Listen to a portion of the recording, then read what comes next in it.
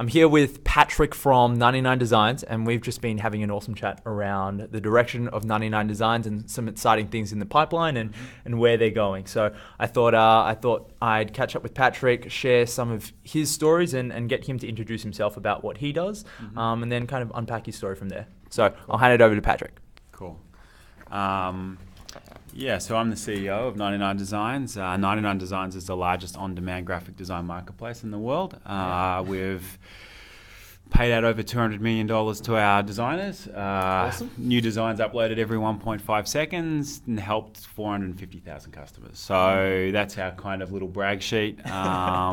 We are famous for, well, not famous, internet famous almost, for helping startups get brand identity created, traditionally through what we call a contest model. So that's where you post a brief and designers submit their ideas, you refine those ideas and then work with an individual to complete it. And then we handle all of the payment, briefing process and file management at the end. We also have a tool that connects you directly with a designer. Cool. So that you can work on complex projects, or if you've got a design style and you see a designer who matches that style, then you can go after that. And so that's a big part of our work. Yeah. Fantastic. So for anybody who doesn't know, Patrick and 99 Designs have been based out of San Francisco for about 7-8 years now. Yeah, so our story, we were a little Melbourne startup to start with. So it came out of Collingwood. We were a spin out of SitePoint. We moved to San Francisco in 2010, but we remained still very proud Australian team, and our engineering and products always been here. Yeah. But we did open office in San Francisco. What has it been like being based out of San Francisco, originally from Melbourne? What's that kind of been like? Yeah, so it's really interesting. There's two phases to our story. Stage one was 2010. We went there as a bootstrapped Aussie startup.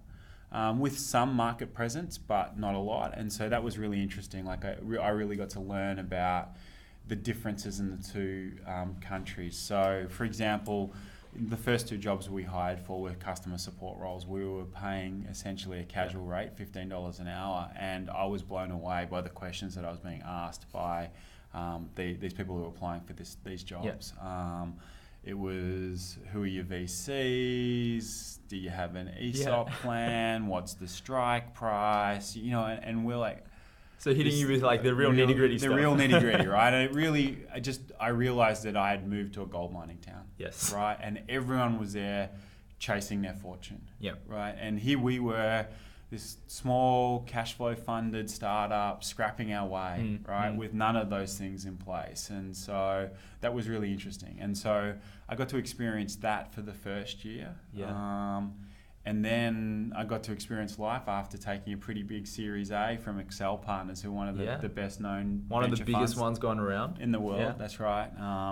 If you don't know who Excel are, they Series A, Facebook. I think they've that the Facebook fund's the best performing VC fund in the history of venture capital. Dropbox, Etsy,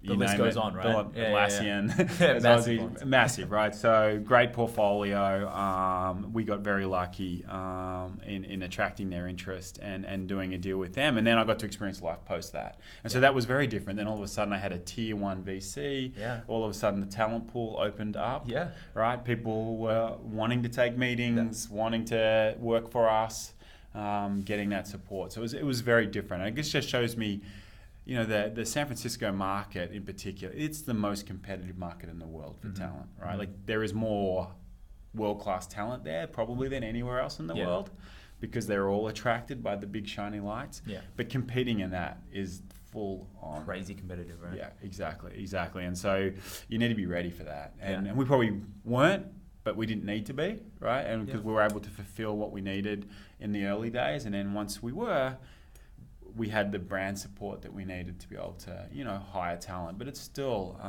it's still tough. That's a good segue to the question I like to ask everybody, right? Which is, if you had a chance to talk to yourself when you first started the journey, run it all the way back, what sort of lessons would you tell yourself based on everything you know? Okay, so everything I know, you didn't need to sell your house in Sydney. Would have been a better idea to keep that. Past Patrick. Past Patrick. that because to all seriousness, I was Yeah. really concerned. I've got kids, and so I was really worried. I was taking a big punt and moving with this little startup that was cash flow funding itself to 10 people to move my family to San Francisco. So I sold up, so I had some money in the bank, so that if Like a safety net. exactly if it didn't work out, well, that house is a lot more valuable than that little bit of cash I put in the bank. So I should so step one, keep the house. Step two, believe in yourself. I think that self-belief, I used to meet entrepreneurs all the time, and I'd think that they were much more successful than we were. And I'd be like, oh, wow, you guys must be massive, because they'd be telling me this broad, blah, blah, blah. And there's two of us, we're still working out of our bedroom. And we were like, oh, wow, we're 15 people with $5 million in revenue. And do you think that's the Australian tall poppy syndrome?